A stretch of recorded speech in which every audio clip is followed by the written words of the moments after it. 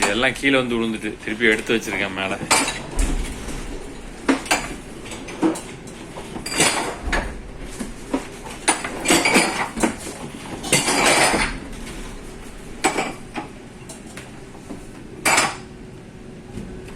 ஒவ்வொரு இடத்துலையும் புவியீர்ப்பு விசை மாறி மாறி இருக்கிறதுனால கப்பலில் நாங்கள் போயிட்டு இருக்கும்போது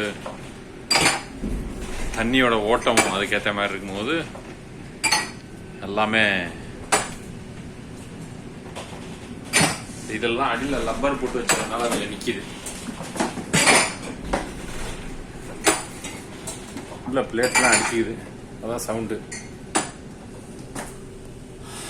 எல்லாமே நன்மைக்கே. நன்றி.